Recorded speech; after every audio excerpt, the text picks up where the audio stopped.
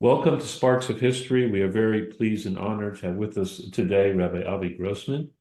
Rabbi Grossman is the director of the Torah L'Maaseh program at Yeshivat Ramot in Jerusalem, Yerushalayim, and a senior editor of the Steinsaltz Center's Tanakh publication project.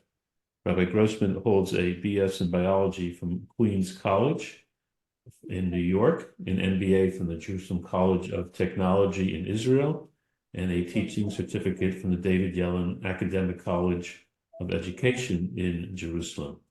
Rabbi Grossman earned his rabbinic ordination smicha from the Beis Medrash L'Talmud and from Rabbi Abba Bronspiegel. Rabbi Grossman, thank you so much for being with us today. We appreciate it very much. It's an honor. Okay. Topic today is the Korban Pessach, the Passover Paschal sacrifice that was brought in the temple in days gone by. What role did the Korban Pessach, the Passover sacrifice, play throughout Jewish history? What is unique about this sacrifice, and what are its underlying themes and lessons that we can learn today from it? I'll start with the first question. Role did Korban Pessach play throughout history? I think it depends on what part of history we were. At the beginning, Korban Pessach was a show of independence. What was it about? Moshe Rabbeinu had said that when he was in his negotiations with Pharaoh, of course, he had twice mentioned that it would be unthinkable to offer sacrifice to God while the Israelites were still in Egypt. At one point, he said, we'd like to offer sacrifice to him, and that's what we're supposed to do, but we do not know yet what exactly he wants. And another time, he mentioned that he was pretty certain that God would want us to bring sheep as sacrifice, which is true, the Korban Tamid and the Korban Musaf of Shabbos, and basically any Musaf of any holiday mostly features sheep. So he was aware that sheep, as the chosen animal, would figure in this some way, and he also knew that the Egyptians considered the sheep sacred. So he said it can't be that we would do a characteristically Hebrew form of sacrifice here in Egypt without Egyptians wanting to stone us. They would lynch us for doing such a thing. Yet, shortly before the Exodus, God came and told Moshe Rabbeinu that, change of plans, we are actually going to go forward with this act of sacrifice. Until then, Moshe Rabbeinu said we need to leave the country, go to God's holy mountain and do our sacrifice there. Now we're going to actually just do it right here in the middle of Egypt, and we are going to take the very animal we said we would not slaughter. And that animal, like I said, was sacred to the Egyptians. So here you have this whole slave class basically saying they're now going to stick it to their masters, and they're going to slaughter that which their masters consider sacred. And then the next day they're going to march out with their heads held up high, their staffs in their hands, all their children, everything that they had demanded from Pharaoh, they were going to get, and more so. And Pharaoh himself would even donate animals to them to offer as sacrifice. So at the time, it was a repudiation of the Egyptians and their idolatry and their culture. And I guess it stays like that. I heard from a Sharkey just recently that indeed, every time we have a biblical story of a major mass repentance movement, we also read about how there was a mass gathering for the Korban Pessach, unlike which had ever been seen for the last, who knows, a few centuries or a few decades. Stories like that you could find a few times in the book of Chronicles. For example, they describe how King Asa of Judah did it, and Yoshiyahu, and before the building of the second temple, that's what they did. It basically marks the fact that Am Yisrael has returned from a period of being distanced from God, and now they're, so to speak, slaughtering the old gods and coming back to worship God. So that is one historical role it had.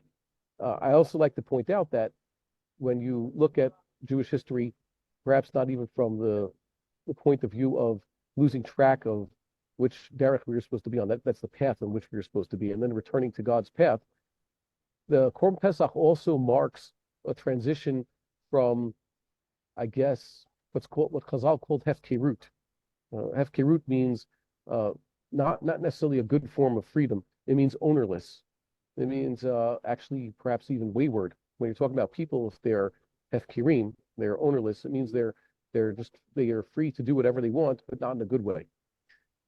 There's I'll list them off. It says that before the inauguration of the tabernacle, which is actually mentioned in this week's parasha, we are going to read in a different book of the Torah. It's in Parashat Va'alutecha, that when the Jewish people were told to build the tabernacle in the desert, they were also told to get ready for Korban Pessach. At least according to the way the Seder Olam understands the majority opinion of our sages, the tabernacle came into service on the first day of Nisan. That's also the day when Nadav and Avihu fell, when they were taken by God's flame, so to speak. And then they're supposed to do another Paschal sacrifice, just like they had done in Egypt the year prior. And this is part of a pattern that we see. Originally, when, well, at least apparently according to the way the sages understand history, the entire time the Israelites were in the wilderness until they got to the land of Israel, they did not offer the Korban Pessach, the Paschal sacrifice, except at this one instance when God specifically told them to, when the tabernacle was inaugurated. And then it says that when they crossed the Jordan River, just a few days later, they offered a Paschal sacrifice also. That was part of the initiation. They're beginning their new life in a new land. And there was, I guess, what we call in Gemara terms of Havamina. Perhaps one would have assumed that they should not have immediately started with all the usual sacrifices as prescribed by the Torah. The sages tell us that many of the communal sacrifices as prescribed by the Torah only came into force once the Jewish people were fully settled in their land. They had set up the tabernacle in Shiloh, its semi-permanent location. But even before this, just a few days after crossing the Jordan, they were told to, once again, offer the Korban Pessach right away and immediately circumcise all those who had not yet been circumcised. So too, we read about how before they even commenced with building the second temple, remember the temple had been sitting in ruins for decades, the first thing they did was make a new altar and start with the Korban Pessach. So you see, Korban Pessach is, I guess, the mark of a new beginning from Yisrael. Whenever the nation is reborn into freedom or reborn as a people in their land, the first thing they do is offer the Korban Pessach. So I guess that's the historical role, and most importantly is the role that we see every single year that still exists at the Seder, even though it's unfortunately the case for almost a few millennia now that the Jewish people haven't had Korban Pessach, but they still have a Seder. It's about connecting the generations. The sages tell us that when the father relates the story of the Exodus to his children as he eats the matzah and the maror, he's supposed to view himself as though he left Egypt, and now he's explaining to his children what happened. And they're going to do so with their children, even though in practice they were never in Egypt, thank God. They were never slaves. And sometimes we have it. My grandfather was a slave, and I spent many Passovers with him. So for a man like him, actually the Passover story has a lot more meaning. A person like myself, thank God, I'm part of the marshmallow generation. We've never had, until recently, any troubles. We didn't know of depressions or war or major Jewish persecution. What do I have to tell my children except the fact that I lived in a strange land and now I'm a free man in the chosen land, in the Holy Land, and I get to keep these commandments. So when the Jewish people had a Korban Pesach at the table, it was I guess you could say they were able to live the experience even more than, let's say, the Seder, the standard Seder with which we are used to, which just has matzah and maror and everything else the sages prescribed, but is sorely lacking the centerpiece that actually gives its name to the entire holiday. Yeah. So how should we relate, whether it's on the Seder and Passover night to the Korban Pesach? How should we relate to it? There's a lot of intricacies in terms of the law, the halacha surrounding the Korban Pessach. Does that make it different from other sacrifices? And why can't we bring the Korban Pessach today? Well, I don't know why we can't bring the Korban Pessach today. I think that's just a technical matter of politics, unfortunately. And politics are always dirty. There are many good, fine Jews who are knowledgeable, much more than, let's say, myself, who are up and ready to conduct the service. Rabbi Aryeh Kaplan of blessed memory, I think he passed well more than 40 years ago, if you're familiar with his works. He was a genius. and a man who basically knew almost all of God's secrets. Not only was he an expert in halach and hashkafa, he was also a great makubal and also a physicist, one of the top physicists in the world. And he pointed out that even though one could sit down and study the laws of Korban Pessach and all the laws relating to the temple and all the other sacrifices, and find that on basically every page, we've been doing this now for a few years, me and a group of the students, on every page, there's a major dispute between the decisors as to what the halakha should be. And those disputes actually need to be resolved before we can go ahead with the sacrifice. We just the basic clothing required by the priests in order to conduct the service. How those are to be fabricated is subject to a major dispute. And we can't go ahead before we resolve that dispute. But Rabbi Kaplan pointed out that really these are all disputes in the past. When the Jewish people are healthy and doing as they're supposed to, and they have a high court that decides the halakha, it doesn't matter what the precedent was of the high court, what's called in Greek the Sanhedrin, what used to be called the 71 elders. At least that's the way it's described in Moshe Rabbeinu's time and throughout Tanakh. What they decide is the halakha, even if it was decided otherwise in previous generations. So just take one example, how to fabricate the high priest's vestments so that he can be present. The high priest needs to be present in order for us to go ahead with the sacrifices in our state of impurity, which is already beyond the scope of this discussion. Whatever the court that is present then decides, that's the halakha. So I don't see that there's really any technical problem with this. How should we relate to the Korban Pessach? We should relate to it as we do any other of God's commandments, in that we strive to keep them. It's very simple nowadays. Jewish people look around. I don't know among those Jews who try to keep commandments anybody who says, yeah, but I do not want to, let's say, lay tefillin this morning. I have something against tzitzit. Usual observant Jews, they even somewhat enjoy keeping the commandments. It connects them to their culture, to their family, connects them to their God. I think it's a very good thing that we, by the way, have a culture that encourages and gives people the ability, facilitates people keeping more and more of the commandments. Just like a Jewish person wants to wake up and recite the Shema in the morning and pray, and he wants to do acts of charity, and he wants to study Torah, so too he will relish the opportunity to actually offer sacrifice in the temple and have a Seder that's complete. Our Seder is replete with mentions of the Korban Pessach as it was, and we even conclude the Magid with the prayer that we get to offer the Korban Pessach and get to eat of the Korban Pessach. But many of us, because we have no practical experience with this, we just don't understand it. I guess there's a form of cognitive dissonance, but really we should strive to keep all the commandments, and God willing, just like hundreds of years ago, let's say, it was almost impossible for people like us to keep the basic commandments involved with settling the land of Israel. And now we do very easily, and even with encouragement from certain Gentile groups who even sponsor us here. So too, we'll have the chance to keep more of God's commandments. Mitzvah, gorereth mitzvah. The reward for keeping a mitzvah is being able to do another mitzvah. So I don't see this necessarily as a problem. I think that people would actually benefit so much for first studying the laws and then getting excited about doing it. Have you ever heard of the minhag to study the Haggadah the afternoon of Erev Pesach? Absolutely. Yeah. So the Vilna Gaon didn't do that. He said, you're supposed to recite the Haggadah at night. Like it says in Haggadah, Yachol Mirosh Chodesh. But it turns out you're supposed to recite the Haggadah when the matzah and maror are sitting in front of you. That's what the way the sages said. But he did study the passages throughout the Tanakh relating to Korban Pesach. As I had mentioned before, every time we found in history that there was a major observance of Passover in temple times and other times, that's what he would study. So I think that custom is actually quite strong. He would study those passages just at the time, where if there had been Korban Pessach, it would have been processed in the temple. When is that? That's the afternoon of the 14th of Nisan. So one who has done that in years past can get excited to know that, God willing, if we do what God wants, we will be able to actually have an afternoon of Korban Pessach this year.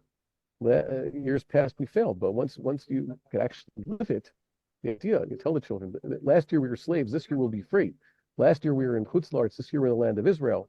Last year we're somewhere else, this year we're in Jerusalem. And being in Jerusalem means being able to stand in the temple and observe this amazing spectacle. And I think it would transform. It would be transformative, and it has been transformative. Once, like you said, once it happens, that's when people get ahead with building the temple. This is what allowed the second temple to be built. This is what allowed Am Yisrael to begin selling the land of Israel. This is what allowed Am Yisrael to inaugurate the Mishkan. This is what allowed Am Yisrael to actually depart Egypt. That's what I believe. Okay, so it is the issue of renewing the Passover sacrifice. Is a fundamental issue where people oppose it? Is it connected to the idea, can we renew the supreme Jewish court Sanhedrin?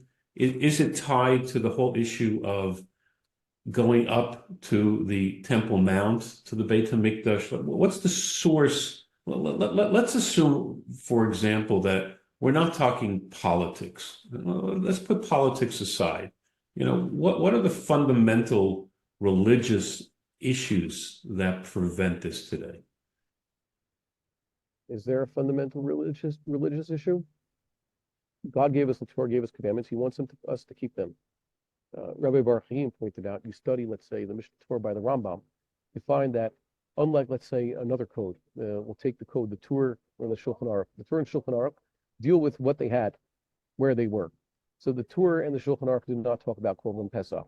As a matter of fact, the Torah and Shulchan Aruch and the four Turim, the familiar texts we study for practical halacha, they don't talk about anything having to do with the temple and the sacrificial service, and even about Tumah and Tahara. No, there's a very little in Yoreh De'ah about Tumat Nidah, but even then, it's less about the contamination and more about the Isser V'Heter, which will also beyond the scope of what we're talking about now. So those codes are limited, and those codes do not talk about the topics discussed in the Shach, like we have behind us. But when Rambam wrote the Mishnah Torah, he assumed that the Torah is practical in every generation. And to be honest, we're just basically holding ourselves back from keeping the entire Torah as it is. The Torah was meant to be kept. So when you talk about, let's say, the renewal of the Sanhedrin, renewal of the sacrificial service, it's entirely within our hands. The Rambam even gave a prescription for how to start, for starters, so we can get everything rolling, how to redo the rabbinic ordination and the rabbinic authority of the high court.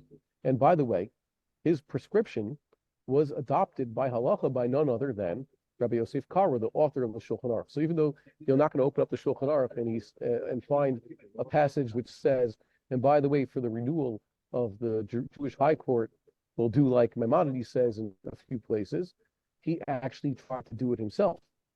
He failed, of course. And even today, there are attempts at doing so. I think that those attempts are, although they have yet to be successful, they are showing the form of fruit, and that people are talking about this, and people are itching for actually accepting the establishment of such a high court. I'm sure that the majority of Jews, if they would understand this, they would accept it. I even heard a nice argument from someone saying that, practically speaking, the Rabbanut's ordination is the most recognized throughout the land of Israel and abroad. You know that. That's considered the standard, even for people who are not necessarily in line hashkafically with the Rabbanut or whatever the Rabbanut is supposed to be. So that does mean basically that a form of renewal of the rabbinic ordination that is recognized. That's what more could Maimonides be describing if not that? So we are getting there. I don't know if you've been to the Temple Mount recently, but the renewal of the prayers on the Temple Mount has already taken place in our days. That is an amazing step forward. What are the prayers? Jewish people are supposed to offer sacrifice at the Temple Mount. They're supposed to have a priesthood. They're supposed to have a Levitic class that are guarding the place. But even in the absence of that, we still are supposed to have regular prayers at the Temple Mount. God says that his house is supposed to be a house of prayer for all nations. So there are daily minyanim for prayer on the Temple Mount, at least when the authorities allow the Jews up there. And I think it's almost scandalous that some days they don't, but this is a major step. This didn't exist 15 years ago. It's only in the last decade that this has been renewed. The Kohanim pronounce the priestly blessing on a daily basis in the temple nowadays, just like they were instructed to in temple times. So that commandment has been renewed. We are very close to seeing the renewal of the sacrificial service, and we would just be allowed to do so. And I think it's quite artificial. I also show people that if the authorities, the security forces, were instructed to allow Jews onto the Temple Mount, according to the halacha, then it would be as populated and as popular as, let's say, the Kotel Plaza is today. When you go to the Kotel Plaza at all sorts of hours, especially at prayer hours, you see that there are thousands of Jews there, right? Everybody knows that. The only reason why the Temple Mount hasn't become that is because they severely limit the number of Jews allowed in groups up to the Temple Mount, and each group is limited in its time, where it can go, and I guess how many times they can go up in a particular day. So if you artificially decrease the numbers in the groups and how many groups and how much time each group can go and how many available times, then of course you're not going to have many Jews there. But if it was as open as it was meant to be in the halacha, it would already be thousands and thousands of Jews there, and there'd be no reason for any other peoples to want to go there. And why should they want to go there? So I think we're actually getting somewhere. I don't think that there's halachic impediments. If there's any impediment, it's of our own creation, our own attitude toward adopting these orphaned commandments. Did a religious thinker and leader such as Rabbi Cook, Abraham Cook, in the 1920s, 1930s, was he of this opinion, and was he moving in that direction, or was it too early at that point? Yeah, probably. Rav Cook, you read his writings. And he was a Kohen. He would have been a great candidate to be the head priest. Yes, Rav Cook himself envisioned a lot more than others how we're going to proceed with this, especially with the idea of the rabbinut. He saw the rabbinut as the precursor to a high court, which of course is necessary for everything else to happen. It is true that Rav Cook had signed on rabbinic prohibition against going to the Temple Mount. That prohibition was a product of its time and place. Rav Cook, as you know, was kept out of what was then Ottoman Palestine because of the outbreak of World War I. He had been abroad, and then the war broke out, and he couldn't get there until the British conquered the place. And of course, they came out with the Balfour Declaration, and then the ball really got rolling, started snowballing with Jewish nationalism. And Rav Cook came back to the land of Israel, and part of the process of the British creating a new system in mandatory Palestine, British mandatory Palestine, was to encourage the Jews to develop institutions that mirrored their own in England, like a parliamentary system and a governmental system that the Jews had. It was called Knesset Yisrael. You probably know Ben Gurion and those types. They didn't just show up in 1948. They were actually running the things in the 20s and 30s. So when Rav Cook came back, he was asked to lead this rabbinate that was sort of modeled after the type of rabbinate and even, let's say, the official state church that they had in England. So Rav Cook went along with this, and Rav Cook, unfortunately, had his hands tied. He knew that he couldn't just say, okay, Jewish people, we're all going to now take steps toward the building of the temple. It was a very sensitive issue. There is a group, well, there's a few groups, the Temple Mount Faithful and Yeshivat Ramot. You can find this resource online. Rav Cook wrote a personal letter in which he explained why it is that he felt at the time he had to tell Jews to stay off the Temple Mount. It was not because that's the actual halacha, that's what Jewish law demands. Really, Jewish law demands that the Jewish people purify themselves and ascend the Temple Mount and rebuild the temple and offer sacrifice. That is eminently clear. And there was, let's say, no halachic text that denied such a thing. You find halachic texts, let's say, like, once again, the Mishnah Torah, that's what the Mishnah Torah describes what should be done. That's what Rashi assumes in his commentaries to both the Torah and to the Talmud. So, yeah, I think it should be pretty obvious that anybody before, let's say, 1967 would sign on such a prohibition, but just to know, it was a temporary measure. What is this like? We deal with young men, teenagers, and the guys who are just their first years of yeshiva. They're not yet married. One of the most important things we're trying to tell them is to maintain laws of Jewish modesty and purity. We do not want them, let's say, spending all their time running around at parties with young women. Instead, we want to encourage them to seek proper matches and marry Kedas Moshe of Yisrael, correct? That's what we want to do. So you tell a young man who has his urges, you tell him, not yet. There is a proper way to go about this, and he's supposed to have role models like his parents and his educators who show him, here is how you go about doing this, and you'll get ready, and God willing, you'll still be a young man, and we'll find you a proper shidduch. That is an issue I used to deal with on almost a monthly basis back in yeshiva. But you cannot tell young men saying, you have to stay away, you have to stay in yeshiva right now, dedicate your time to learning, but you're never going to get a shidduch. Don't think about it. You know, the women, you're gonna have to become a monk. That cannot be. So if Rabbanim at a certain time said the time is not yet ripe for ascending the Temple Mount because we cannot build a temple, there's political violence, we're between two world wars, we do not have the upper hand, there are too many of our enemies, that makes a lot of sense. But especially after the 6-Day War, and now the window's been closing for a long time, it's slowly closing, and I guess there are those who are trying to hold it open. It's time we actually go ahead and do something, figure out what to do. The rabbinate's job is not just to tell us this is forbidden indefinitely. Its job is to tell us here is how we are to go about doing it right. And thank God there are rabbanim today who are working on this, and their voices are becoming louder and more numerous. So what is the pathway now, Rabbi Grossman? Is it that you'll have over time, sooner than later, later than sooner, a strong group of rabbanim, of rabbis who are recognized by a large percentage of the population that start to move in that direction, and the first thing would be setting up a Sanhedrin, and then everything follows from that?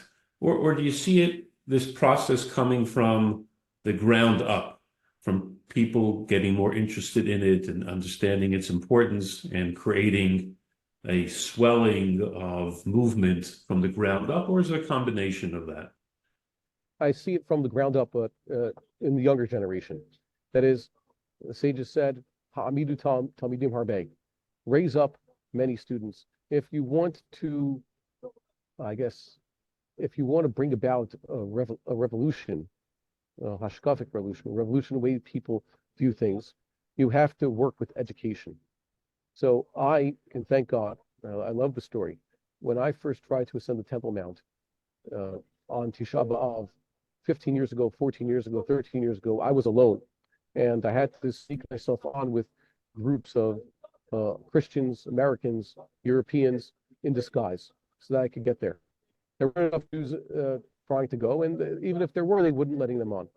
And in years past now already, the youngsters who are about 20 years old now, 18-year-olds who have learned in yeshiva, they number in the hundreds, perhaps thousands, and they want to actually go to the Temple Mount en masse. What happened? They learned. The yeshivas started actually, instead of telling students, we don't deal with the Temple Mount, we don't go there, it's just forbidden, they started actually teaching these relevant passages in the Torah, the subjects that need to be studied, and they created a new generation of those who are actually interested in going, those who want to go. So it always lies in educating the next generation. I have seen this. The numbers are increasing. They're talking about how, you will know this also, what is the portion of, I guess, the relative proportion of new recruits in the IDF who come from a religious background? It keeps getting higher and higher, right? Absolutely. It doesn't reflect those in the upper echelons and the higher commands. So they're still mostly secular. And even if they are nominally Jewish in practice, it does not inform their decision-making process or anything that is of significance. But the younger ranks, there are more and more religious youth. I think it's a very moving story how many soldiers want to adopt keeping the commandments, most basically tefillin and tzitzit, and also eating kosher. This is, I guess it was unimaginable, and it's miraculous nowadays. So too, we're working on the next generation. We're trying to create, I guess we're a little bit late at this, but right now we're trying to create a whole nother generation that is actually ready to go ahead with rebuilding the temple, starting the sacrifices, learning the laws of purity, because that's also a necessity, demanding that they have a leadership that actually wants to move them forward. Remember, you get the leaders you deserve. Right now, the youngsters, they don't get to choose the leadership. Leadership is, 3 times their age. But God willing, this bodes well for us in the future. Isn't that how the Zionists worked originally? How did they encourage many Jews to leave the diaspora and teach them that, yes, we will look forward to settling the land of Israel? They had youth movements, right? They had youth movements in Chutz La'aretz, which I was not a part, and I didn't know about until I actually came to the land of Israel. I was sheltered from that, but that's another story. They got large numbers of Jewish youth in Chutz La'aretz getting excited about becoming pioneers, speaking Hebrew, learning Tanakh. So that was good. Now we have a country of Jewish people. Then the stage forward is having these Jewish people now learn what God expects of them, to keep the entire Torah. It's been a while. That's what the prophet said this to King Asa. I mentioned him once already. It says it's been many days for Israel without Elohei Emeth, a God of truth. What does it mean, a God of truth? Most of the time that's not a usual appellation for God, especially in Tanakh, and certainly not one that we encounter, let's say, in the Siddur. Every day we pray, we refer to God as King, refer to God by His ineffable name, refer to Him as Elohut. All these titles. What is the God of truth? So God of truth it means that a person truly serves God, 100%. Sometimes, yes, we're good enough at keeping kashrus and Shabbos, and we do the positive commandments that everybody else keeps. But do we go and say, you know what? God also commanded us less popular commandments. There was a time in history where a previous temple, we mentioned the tabernacle as it was in Shiloh, there was a commandment back then also on the holidays to ascend on pilgrimage. And none other than Shmuel Navi's illustrious father, Elkanah, it says that he had the habit of going from year to year, Yamima, and the sages say, yeah, when the festivals come around, he was the one who went, and he'd encourage others to go. It had been 300 and some years that the tabernacle had been there, and for whatever reason, Am Yisrael had forgotten this commandment. It was just lost. And that the underlying theme of the entire book of Samuel, which begins with this account of Samuel's father, was the one who adopted this commandment. I say adopted. That word is actually a loaded meaning. Sages say when a person takes on an orphan child, in modern Hebrew, they call it imutz, adoption. That's taking on a child.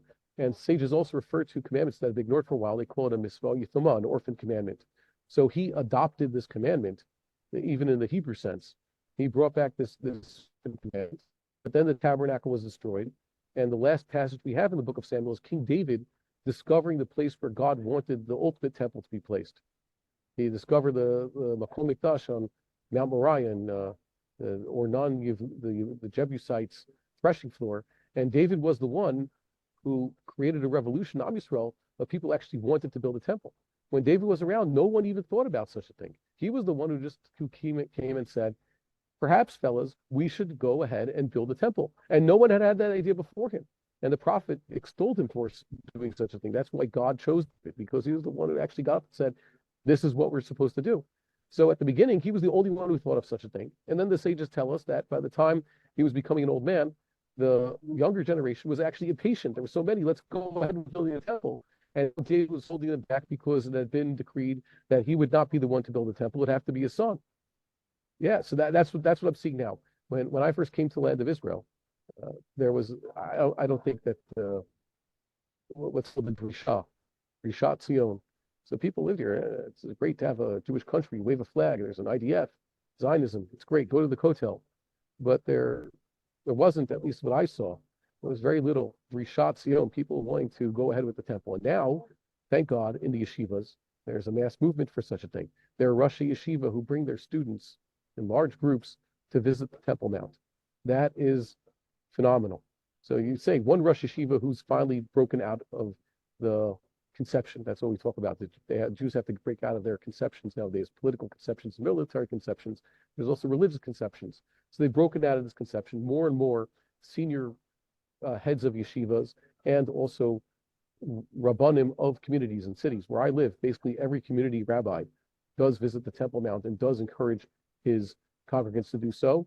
in major yeshivas around the country. You've probably seen this already. It started with Rabbi Rabinovich, but it's continued now into other yeshivas. They lead their students on pilgrimage. I think that's great. So now these students will grow up and they will demand a leadership, and they will deserve a leadership. They will merit to have a leadership that leads them forward in this direction. Hopefully, Moshe Rabbeinu, this was his big failure. You saw what it says in the Am Yisrael listened to Moshe Rabbeinu enough that they were able to get out of Egypt, but they were not strong enough to merit to enter the land. That was basically what happened. So that generation had to pass so that they could raise a new generation. Rambam writes about this in more Nevuchim. The next generation had grown up in the desert. They had not been slaves. They were entirely formed by Moshe Rabbeinu. They had the Torah, and they were enthusiastic to begin the conquest of the land so much that they even had three major military victories in the months leading up to their original entering of Canaan. I'm referring to the wars mentioned in the second half of the book of Bamidbar and the book of Numbers, Sichon, Og, against the Midianites. That this generation basically compensated for that which their fathers did not have. So I see that generation forming right now. I see the first flowering of this redemption. I've seen it among personal students, and it makes me very happy. I think that God willing, like I said, I don't see an impediment this year. They've been threatening to disallow it, but they're not going to be able to hold us back for too much longer. Okay. Just a final message as we're exactly 3 weeks to the Seder night, for our listeners, final message, what to do for the next 3 weeks. Get ready. I'll tell you something. There's many commandments of the Torah, negative commandments, for which the Torah prescribes what's called kareth, excision. That's considered by Maimonides the worst form of sin. Okay, basically, any time that the court is enjoined, if they could, so to speak, they tell the person, we would have executed you in some way, or even sometimes they would lash the person for such a crime if there had been witnesses and proper, I guess, they had admonished him beforehand, and all this was documented. That's usual due process. But between God and the sinner, the punishment is excision. So that's to teach us that certain commandments are so severe that the person cannot, I guess, imagine living in the next world, enjoying the immortality and being close to God's presence that is promised because he has committed such a sin. And there are two positive commandments out there that also, if a person were to not keep these positive commandments, he'd also be liable to excision. Those positive commandments are circumcision and the Korban Pessach. Korban Pessach is basically, I wouldn't say it's a sign like circumcision is. Circumcision is one of the signs along with tefillin and the Sabbath day, of course. But it is so important that one observe Korban Pessach more than any other sacrifice, that there's actually a punishment involved with it. Why? Yeah, it's a very good question. It's because Korban Pessach is what makes us Jews. Without Korban Pessach, we might still be, like we say in the Haggadah, we could have still been idolatrous slaves in Egypt to Pharaoh's regime. It could have continued like that for thousands of years. I guess if we had not left Egypt, that's what we say. We would have, we still would have been subservient to Pharaoh. And also, we should get ready for Pesach. Pesach means literally the Passover sacrifice. Lifsoach means to pass over. And it uses, it's a noun, but the verb form, pasach, God passed over, is in the Torah. That's an anthropomorphism. The sages tell us that God took pity. And that's the way Onkelos, the translator, translated into Aramaic, he calls it chayus, or chayas, from like chas v'shalom. God took pity on us. The very name of Korban Pesach signifies God's compassion. But they only merited God's compassion. What does it say? God took pity on them and did not smite them like he smote the firstborn in Egypt. What was it that saved them? There was a plague. The entire country is being smitten right now. What saved them? How did they deserve God's compassion? And the answer the sages tell us is the observance of the commandments that day. First, they were told to circumcise themselves, which they had neglected for many years. They had been in Egypt. So they readopted that commandment. And they performed this Passover sacrifice, even though it could have been taking their lives into their own hands. Like we said earlier, they're slaughtering the Egyptian gods. So the merit of keeping these two commandments within their pitiful hovels there in Egypt is what allowed them to merit God's compassion. So I think that Jewish people now are beginning to clean houses. Everybody's preparing it, looking for where you should be for Passover. I'm sure there's some women who are even preparing their cooking. If they're koshering the kitchens already, freezing food. You know the whole procedure. I think that everybody should also familiarize themselves just a little bit in basic laws of immersion in the mikveh in order to stay pure, what it means to eat food in purity. There are many halachas regarding that. And most importantly, I put out a sefer. You mentioned it before, the Haggadah Pesach. Once you sit down at the Seder with Korban Pessach, your old Maxwell House or Art Scroll Haggadah is actually useless. Because when the Korban Pessach is on the table, the order of the Seder itself is entirely different. The blessings are different. The laws are different. You can't invite people at the last minute to your Seder, even though it would be a nice thing. It's good to bring in he who has none. We even had an argument here in Haggadah Pesach. Should one recite Halach Ma'anya?